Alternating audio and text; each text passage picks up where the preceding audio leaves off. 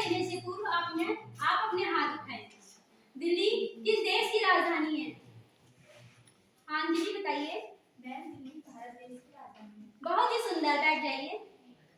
भारत में कितनी ऋतुएं होती हैं? हाँ यामिनी बताइए। मैम, भारत में 6 ऋतु होती हैं। शाबाश, बैठ जाइए। इन 6 ऋतुओं के नाम बताइए। इन 6 ऋतुओं के नाम बताइए। आप इनका बताइए। मैम, 6 ऋतु के नाम शरद ऋतु, हेमंत ऋतु, शीत ऋतु, ग्रीष्म ऋतु, बसंत ऋतु और वर्षा ऋतु। बहुत ही बढ़िया, बैठ जाइए। इन 6 ऋतुओं के नाम हैं हेमंत ऋतु, शरद ऋतु, ग्रीष्म ऋतु, वर्षा ऋतु, शीत ऋतु और बसंत ऋतु। इनमें से ऋतुराज की संज्ञा किसे दी गई है? आप मानसी बताइए। इनमें से ऋतुराज की संज्ञा बसंत को दी गई है। बहुत ही सुंदर, बैठ जाइए। इनमें से ऋतुराज की संज्ञा बसंत ऋतु को दी गई है। बसंत से संबंधित कविता का नाम बताइए। बसंत से संबंधित कविता का नाम बताइए। बसंत से संबंधित कविता ध्वनि है। ध्वनि कविता सूर्यकांत त्रिपाठी निराला जी द्वारा रचित है। आज हम हिंदी विषय के अंतर्गत ध्वनि कविता का विस्तार पूर्वक अध्ययन करेंगे।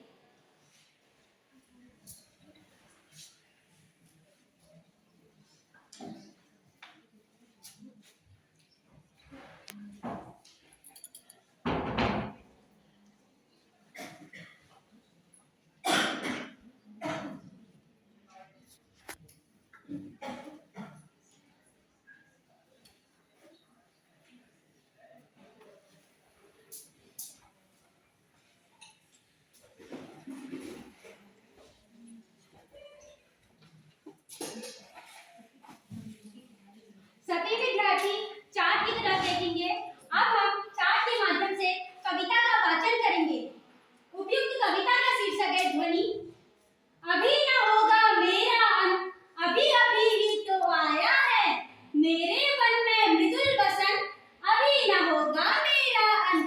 हरे हरे ये पात, डालियां कलियां कोमल गात, मैं ही अपना स्वप्न मृदुल कर फेरूंगा निद्रित कलियों पर, जगाएग प्रत्यूष मनोहर से तंद्रारस लालसा खींच लूंगा मैं, अपने नवजीवन का अमृत सहर्ष सींच दूंगा मैं, द्वार दिखा दूंगा फिर उनको है मेरे में जहां आनंद, अभी न होगा मेरा अंत।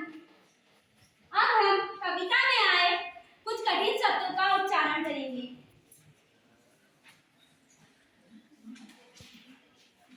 उच्चारण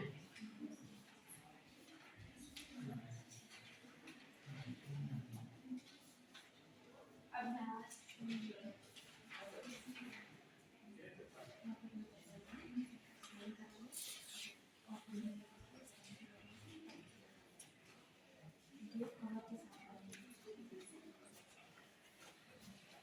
मृदुल।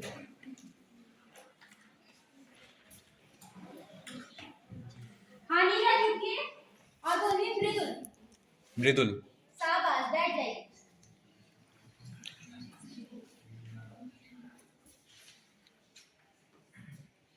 स्वप्न।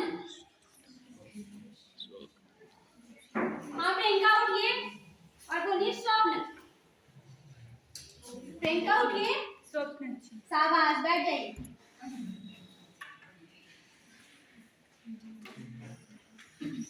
प्रत्यूष।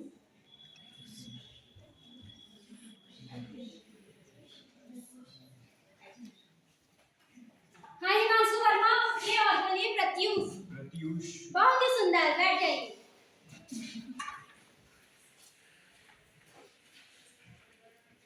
निद्रित।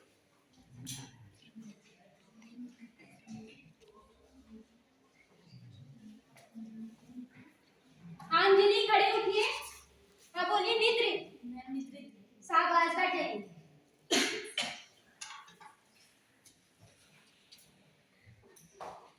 तंद्रालस।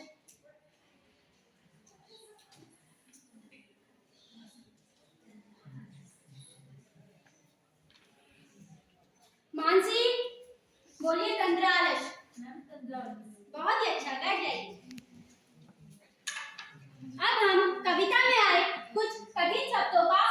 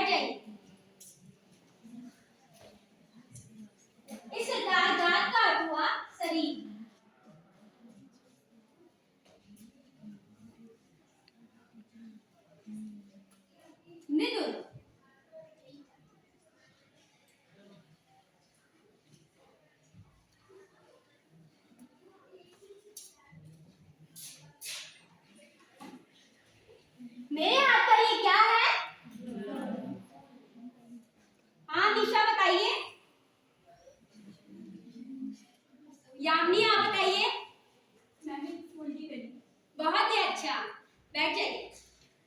ये एक फूल की कली है। फूलों की कलियां अत्यंत मृदुल होती हैं। अगर मैं इसे जोर से पकड़ूंगी तो यह टूट जाएगी। और इस प्रकार मृदुल का क्या अर्थ हुआ? आप वही आप बताइए। कोमल या मुलायम। बहुत ही अच्छा, बैठ जाइए। इस प्रकार मृदुल का अर्थ हुआ कोमल।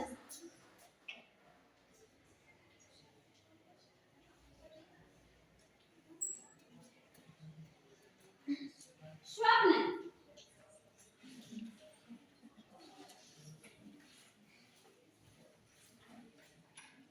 जब हम रात को सोते हैं तो हम नींद में स्वप्न देखते हैं। तो इस प्रकार स्वप्न का क्या अर्थ हुआ?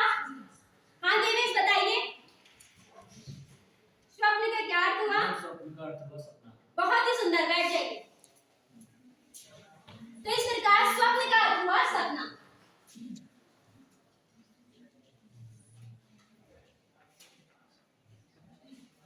तंद्रालस।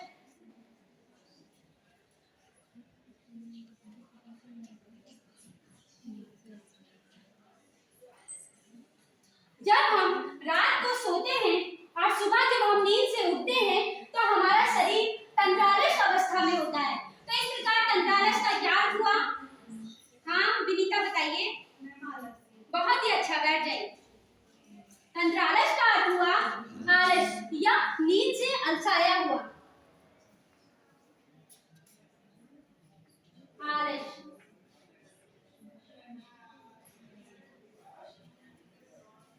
अब हम एक बार पुनः कविता का वाचन करेंगे। सभी विद्यार्थी पृष्ठ संख्या 1 और पाठ संख्या 1 खोलें।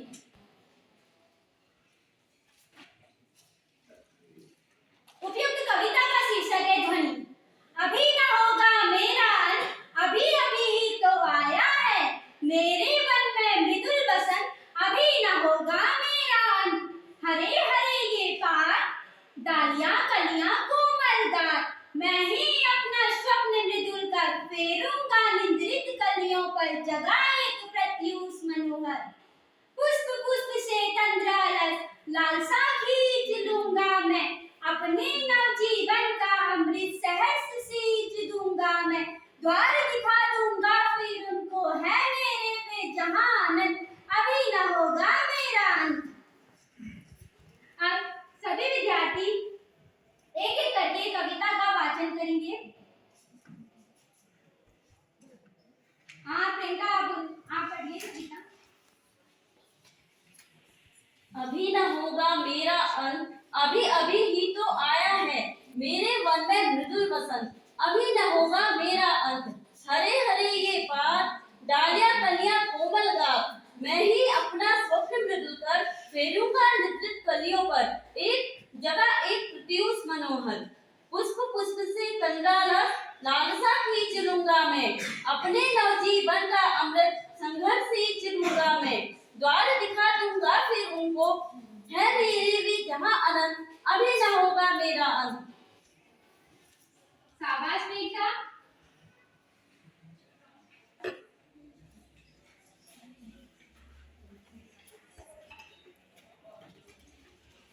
आपने कविता बहुत ही सुंदर तरीके से पढ़ी है, लेकिन आपने सहर्ष को संघर्ष पढ़ा है। तो इस प्रकार आप बोलिए सहर्ष। सहर्ष। बहुत ही अच्छा, बैठ जाइए। अब हम कविता का भावार्थ सरल रूप में समझेंगे।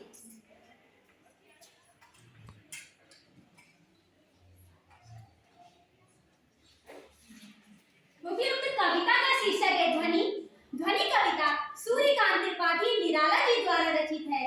इस कविता में कवि ने अपने आशावादी जीवन का वर्णन किया है। कवि का यह कहना है कि हमें जीवन को आशावादी रूप में देखना चाहिए और पूरी उम्मीद के साथ अपने जीवन को जीना चाहिए। इस कविता में कवि ने प्रकृति का वर्णन किया है। प्रकृति के साथ कवि ने अपने जीवन का भी वर्णन किया है। अब हम कविता की पंक्तियों के माध्यम से कविता का अर्थ समझेंगे। अभी न होगा मेरा अंत, अभी अभी ही तो आया है। मेरे मन में मृदुल बसंत, अभी न होगा मेरा अंत। अर्थात कवि कहते हैं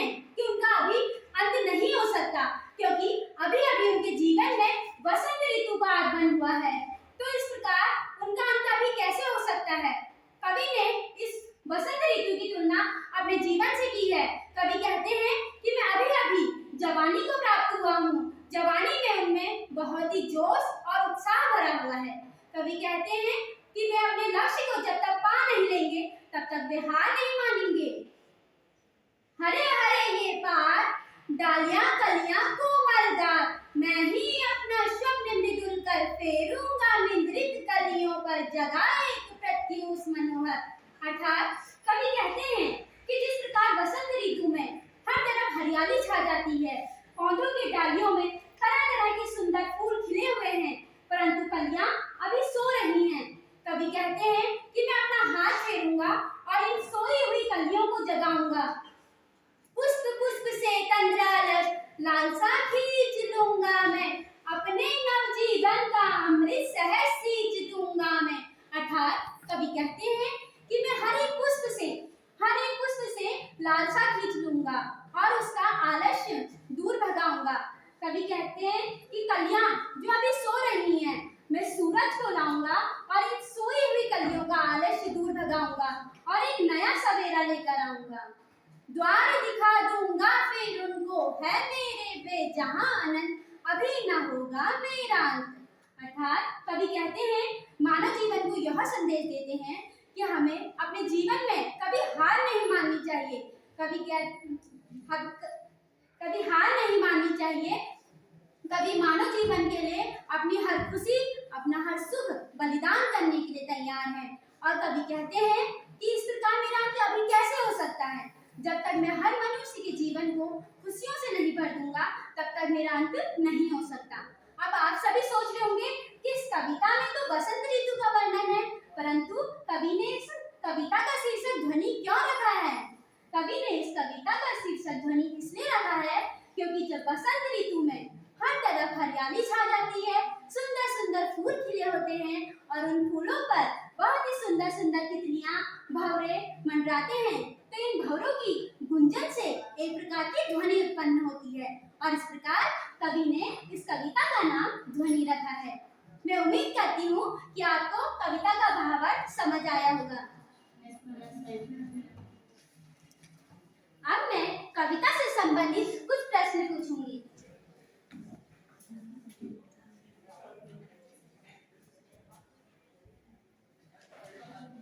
प्रश्नों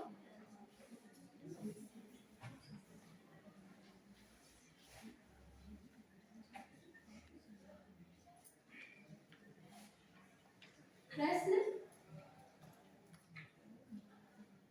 प्रकृति में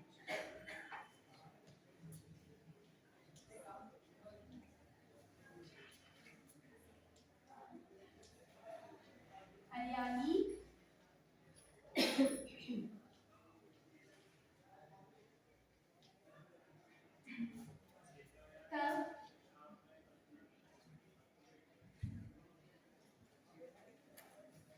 कब छा जाती है?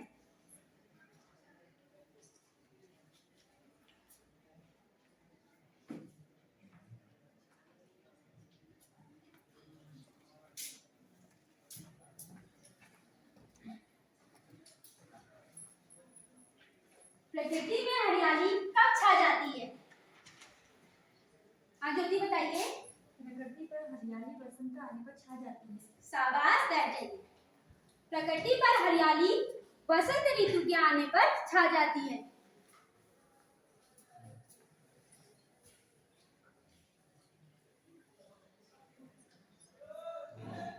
प्रकृति में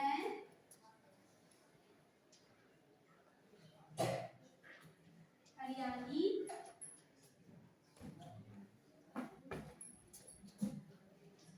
बसंत ऋतु के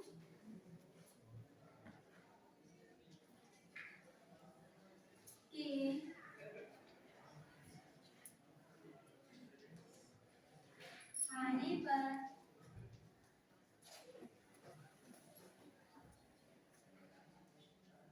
छा जाती है।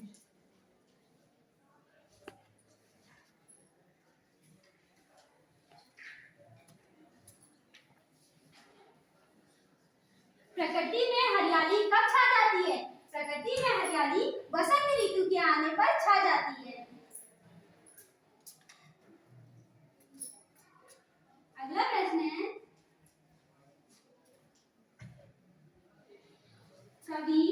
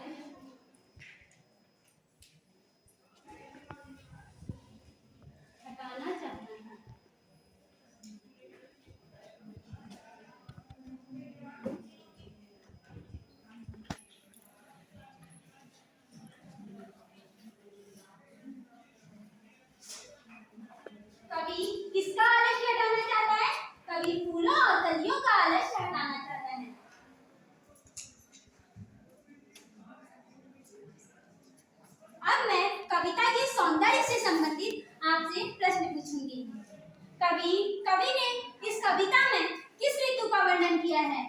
कवि ने इस कविता में किस ऋतु का वर्णन किया है? हाँ प्रीति बताइए। कविता में कवि ने बसंत ऋतु का वर्णन किया है। शाबाश, बैठ जाइए। कविता में कवि ने बसंत ऋतु का वर्णन किया है। प्रश्न, कवि मानव जीवन को क्या संदेश देना चाहता है? कवि इस कविता के माध्यम से मानव जीवन को क्या संदेश देना चाहता है? हाँ यामिनी बताइए। मैम, कवि इस कविता के माध्यम से मानव जीवन को यह संदेश देना चाहता है कि उन्हें हमेशा आशावादी रहना चाहिए। बहुत ही अच्छा, बैठ जाइए।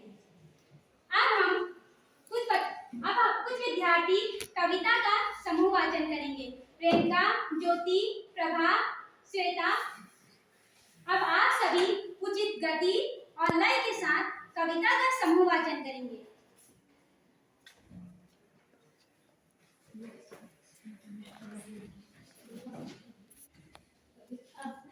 अभी न होगा मेरा अंत, अभी अभी ही तो आया है मेरे मन में मृदुल बसंत, अभी न होगा मेरा अंत। हरे हरे ये पात, डालियां कलियां कोमल गात, मैं ही अपना स्वप्न सिद्ध कर फेरूंगा निर्जन कलियों पर, जगह एक प्रत्युष मनोहर। पुष्प पुष्प से कंदा रस, लालसा खींच लूंगा मैं, अपने नवजीवन का अमृत सहर्ष सींच दूंगा मैं। द्वार दिखा दूंगा फिर उनको, है मेरे जहां आनंद, अभी न होगा मेरा अंत। बहुत ही सुंदर प्रस्तुति दी आपने, बैठ जाइए।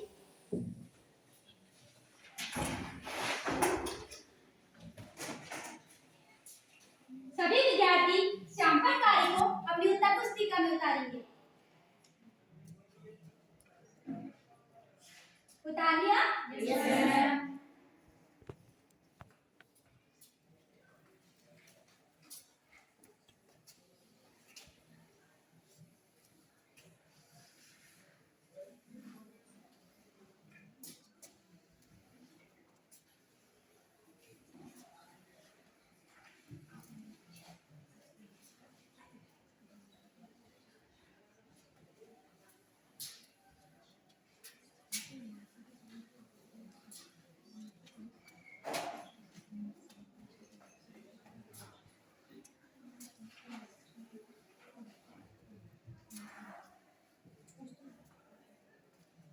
आप सभी विद्यार्थी गृह कार्य करेंगे। मैं आपको कुछ गृह कार्य दे रही हूँ।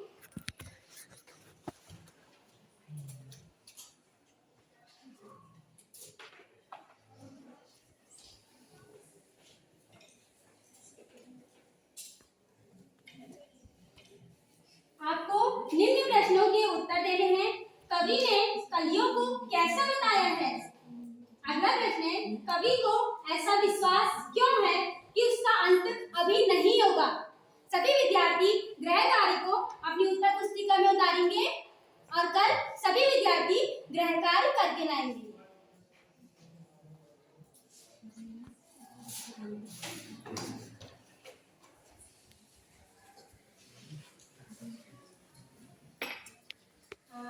आवाज अच्छी थी, टीचिंग अच्छी करी अपने हिसाब से। कुछ थोड़ी बहुत कमियां हैं, जैसे कि पहले दिन से हम लोग ये सिखा रहे हैं कि जब आप आते हो तो ये नहीं कहोगे आते ही कि मैं आपसे कुछ प्रश्न पूछूंगी, आप उनका जवाब देंगे। आपने लेकिन क्योंकि आपका पता नहीं क्यों फ्लो बन गया, इसलिए आपने आते ही सबसे पहले वही पूछा।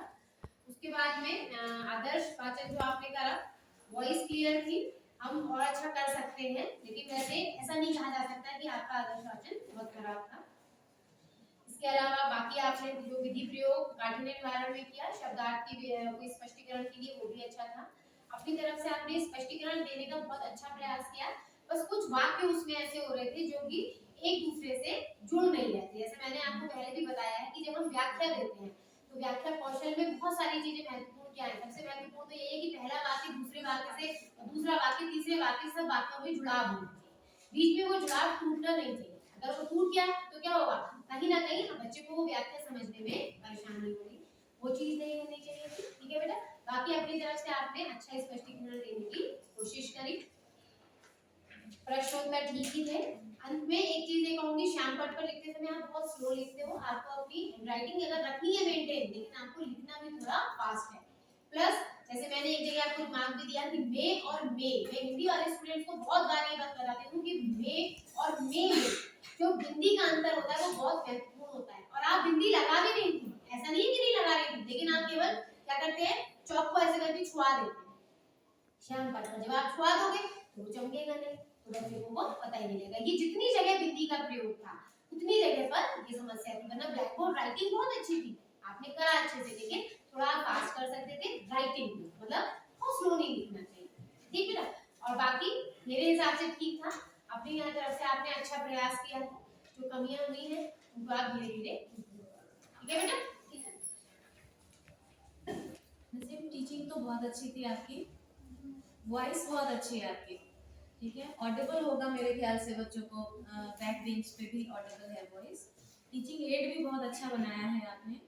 और मुझे बहुत ज़्यादा तो टेक्निकल हिंदी में पता नहीं है, लेकिन जो आपने आदर्श वाचन किया है और जो एक्सप्लेनेशन था आपका, ठीक है, मुझे ऐसा लगता है कि एक्सप्लेनेशन और बेहतर हो सकता था। हो सकता है कि नर्वसनेस की वजह से आप बहुत जल्दी जल्दी बोल रहे थे, क्योंकि एक्सप्लेनेशन में एक आराम से समझाना था। और जो दूसरी बात मुझे समझ में आ रही थी कि आप अपने को नॉर्मल करके एक्सप्लेन कीजिए। जैसे चार्ट टंगाई था, आपको बहुत अच्छी बात थी कि आपको पूरी पोएम याद थी, है ना, और पोएम याद है और आप इतने मतलब हायर मेंटल लेवल पे हैं कि आप अपने चार्ट से दूरी बना के सेंटर में भी आ सकते थे उसको एक्सप्लेन करने के लिए। वो तो है मैम, मैंने ही बताया है हाँ। कि इन्हें चार्ट से ही करना होता है स्पेशली। नहीं, बीच बीच में आप आइए फ्रंट में और समझाइए और फिर वापस 4 कदम ही आगे आना है, फिर वापस चले जाना है। तो पॉइंट रख लो, इतनी बार तो रख रहे हो, ला रहे हो, ठीक है ना। तो मुझे जो लगा, बाकी टेक्निकल तो मैम आपको देखेंगे, आपकी टीचिंग का मामला है। और एक और चीज जो मुझे समझ में आ रही थी, जो मैम ने कही दिया है कि ब्लैक बोर्ड पे राइटिंग बनाने के चक्कर में बहुत स्लो हो रहा है, ठीक। तो इस बीच में बच्चे ना पीछे बातें करने लग जा रहे हैं, तो क्लास में जो क्लास मैनेजमेंट है उसमें आपको नेगेटिव रिमार्क मिल सकता है। मैम मैंने वॉइस सुनी नहीं। हाँ, तो ये आपको अटेंटिव रहना पड़ेगा बीइंग ए टीचर। आप टीचिंग में इतना चार्ज मत हो जाइए कि पीछे बच्चे क्या कर रहे हैं आपको पता ही ना लगे। मैम विद्यार्थी बहुत ही धीरे बात कर रहे थे। विद्यार्थी धीरे ही बात करेंगे बेटा मैडम से, ठीक है ना। तो नेक्स्ट टाइम आप ये जरूर ध्यान रखिए कि आपकी कक्षा में जो है अनुशासन बना रहे, ठीक है। रिमेनिंग बात मैम आपको बताएंगे। सबसे पहले तो चार्ट बहुत अच्छा था, एक्सप्लेन भी बहुत अच्छा किया, इसलिए क्योंकि आप जो मुस्कुरा के जो बता रहे हैं, ऐसा है ना जैसे हिंदी में ऐसा होता है कोई पोएम हम बता रहे हैं, अगर हम ऐसे मुरझाए हुए चेहरे से उसको बताएं तो बच्चों के समझ में भी नहीं आता है। तो बहुत अच्छा था कि आप मुस्कुरा मुस्कुरा के उन्हें बता रहे थे। और एक चीज जो आप नोट कर रहे हैं ब्लैक बोर्ड पे, उसके बाद क्या है, आप वहीं पे हैं, ठीक है, बहुत स्लो स्लो है, सारे बच्चे क्या पीछे वाली पूरी रो बात कर रही है, यहाँ तक तो आ रही थी, आपको नहीं आई आवाज। आगे से ध्यान दोगे इस चीज का, है ना। मतलब एक बार पूरा इधर घुमा लो पीछे को, अगर आपको ऐसा लग रहा है कि मैं बहुत धीरे लिख रही हूँ तो एक बार पूरा घूम जाइए, ऐसा तो नहीं कोई बच्चा बात कर रहा है। जब लिखती हूँ वैसे मैं स्लो ही लिखती हूँ, पता नहीं स्पीड थोड़ा स्पीड बढ़ाओ, है ना, बढ़ाना पड़ेगा, है ना। बाकी टीचिंग बहुत अच्छी थी, वेरी गुड।